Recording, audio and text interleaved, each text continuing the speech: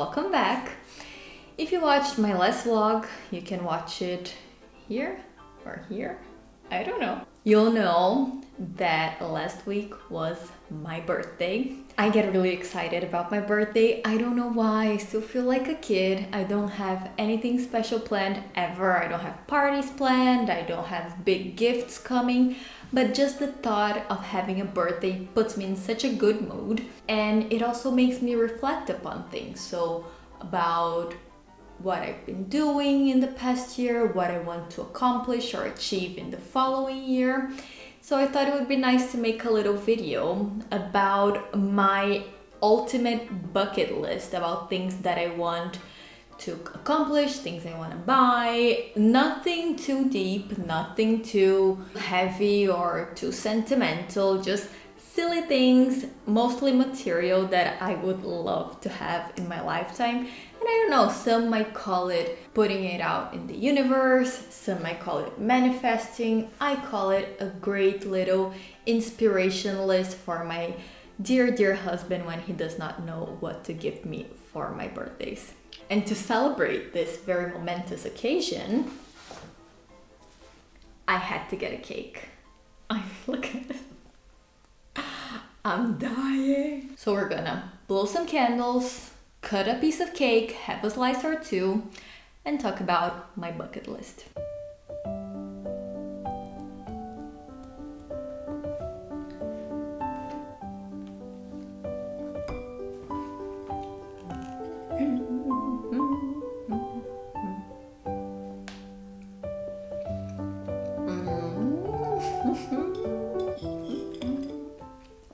Okay, first thing that I would like to add to my bucket list.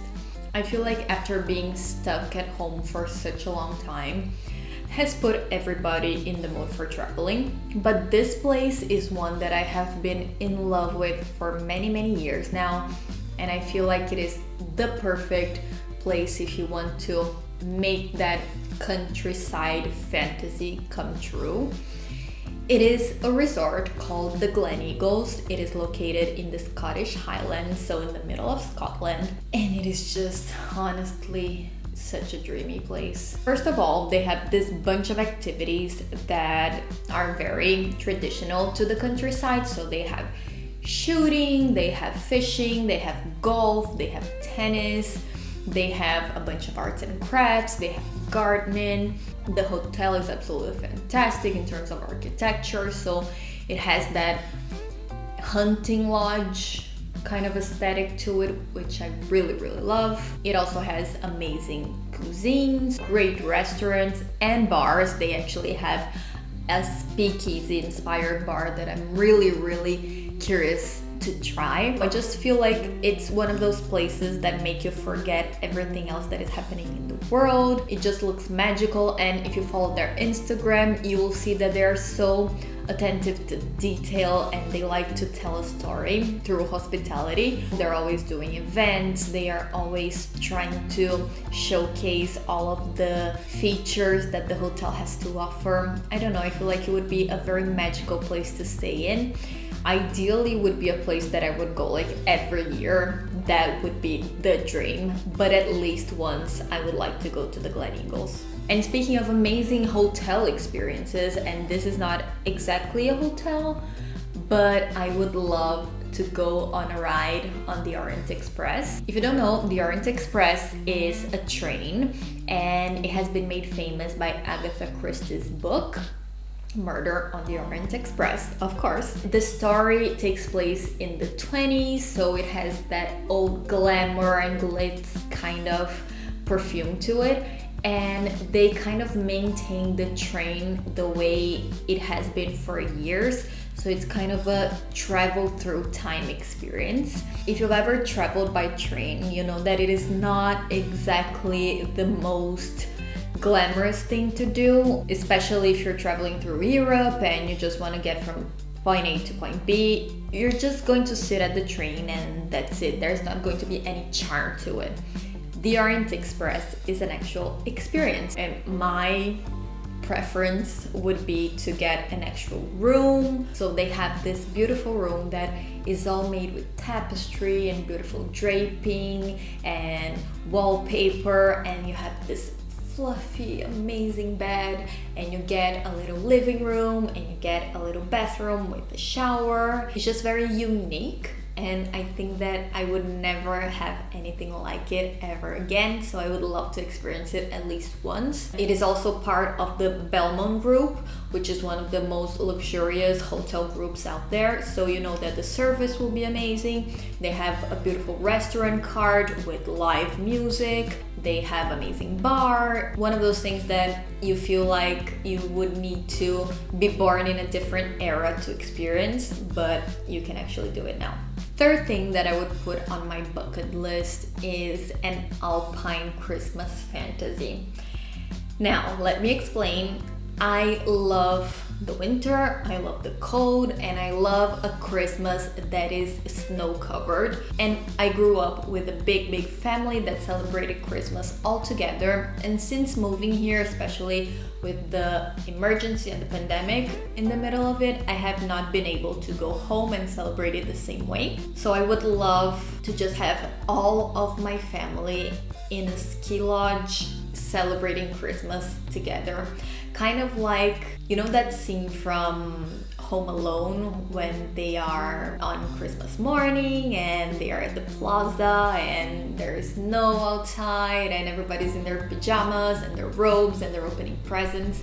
I would love that. Just having those memories and those moments together is so hard nowadays. Everybody's so isolated. So I would love to be able to just have all of my family with me, my cousins, my aunts and uncles, my little nieces and nephews, and just being everyone together in a cozy environment in front of the fire. It just sounds like a dream. So that is something that I would love to do. If I ever become a billionaire, that is something that I would love to provide, like an annual ski trip for all of the family during Christmas. Something else that I would love to provide if I had infinite money would be a party for no reason, like an iconic party.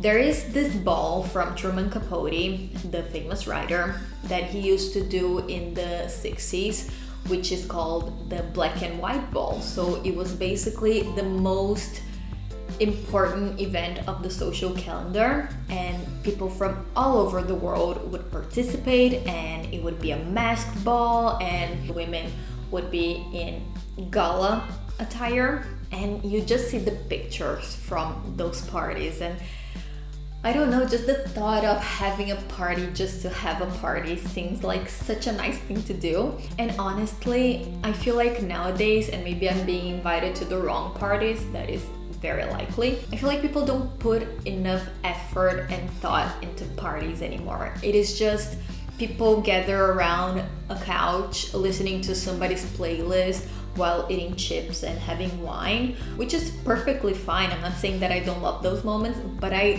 think that we do not have like an occasion anymore to look forward and to get ready to and buy a dress for and get an invitation, get a place card. I mean, these things are so special because they make an event an actual happening and something that is extremely remarkable and memorable. So I just wish people would throw parties more, like actual parties, decorated parties, theme parties. So yeah, if I could, I would throw a party kind of like the black and white ball from Truman Capote. This one is a wish that is on my bucket list and it has been for a while now, but I feel like it'll come true eventually meaning very soon, which is getting a puppy. A puppy, I want a puppy, and I want a puppy now.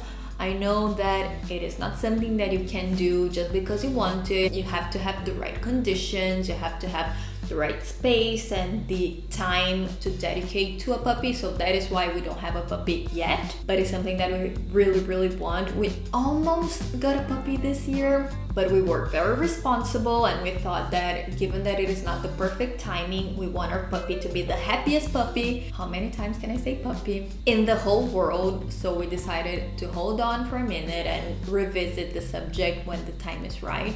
They are such great energy creatures. They are friends and they understand you in a way that nobody else can. And I've always been a dog person, and not having a dog is weird. I feel incomplete. So I need to get a dog ASAP. For a material thing, I would love, and this is also something that I've been wanting for quite some time now, so it's not just a phase, it's not just something that popped into my head unexpectedly. It's a Cartier tank. Cartier tank is one of the most iconic watches in the whole history of watchmaking. A lot of people talk about Rolex, Jaeger LeCoultre, and Omega. I respect those watches. I understand why they have the standing that they have, but a Cartier tank is just too beautiful. To me, it wins over all of those, and it's just my personal opinion, and I'm not a watch aficionado or an expert, but I just love the design of the tank. The Cartier tank was designed by Louis Cartier, and it is, if I'm not mistaken, over 100 years old.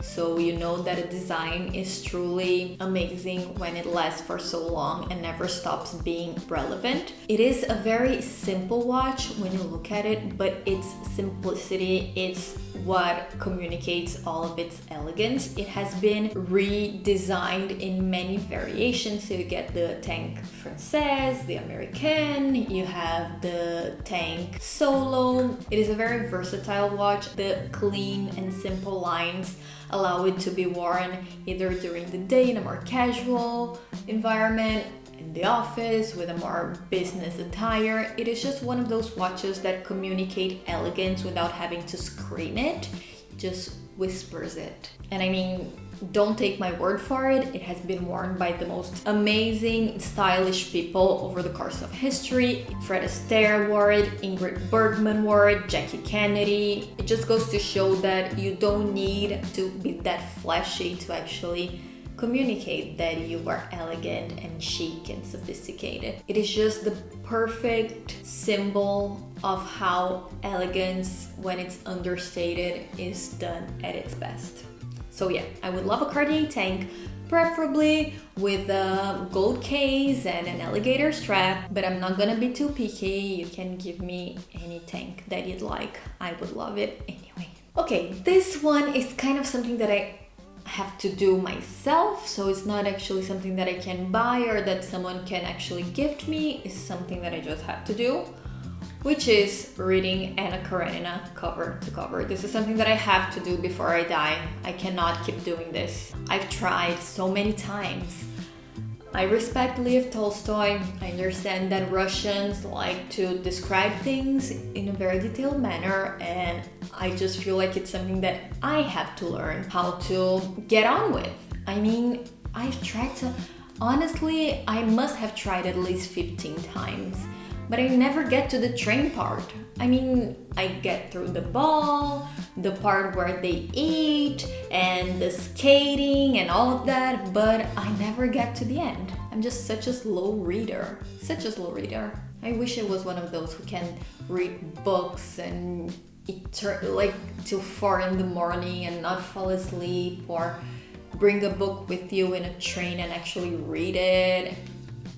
Me. 50 Shades of Grey, I read that like that. Give me some classic, actual tasteful, iconic literature and I can't.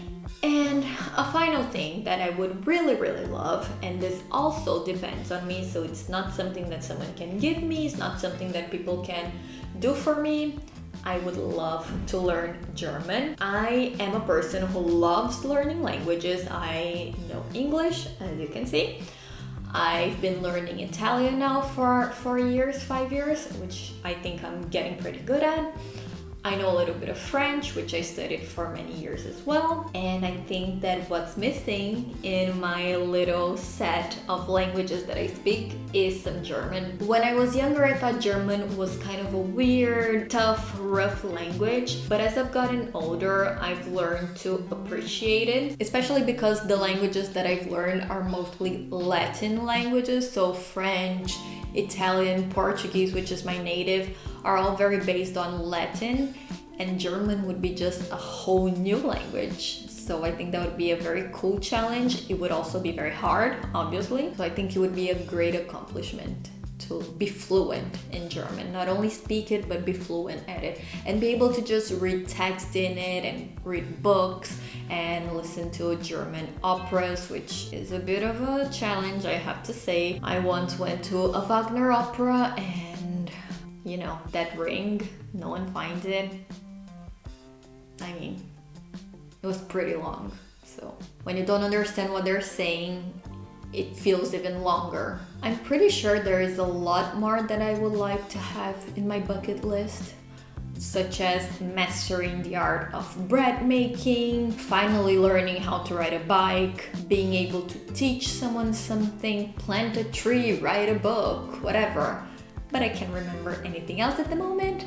I'll probably do this yearly to see if I changed, see if my values have changed, if my expectations and my ambitions have changed. I think that would be very, very fun. But one last thing, if I may, that I would love to have and accomplish in my life is to make this channel work.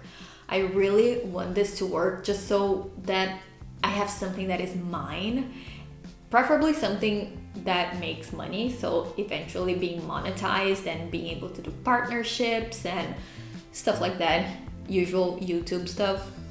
But I don't know, I find that this platform is so much fun and creating videos is so much fun, even though it is a lot of work. I would just love to master this and be able to integrate it into my life as much as I can and have people watch it. So if you want to help me with at least one of my wishes from my bucket list, consider subscribing, consider liking this video, sharing, leaving a comment down below what is something that is on your bucket list that you wish you could accomplish in your lifetime. Thank you so much for everybody who's watching. It's not many, but the ones that are truly interacting with the channel, which is so much fun getting your feedback and reading your comments. So thank you very much for just spending your time here. Enjoy your day, eat a piece of cake, you know, you only live once, and we'll see each other again next time.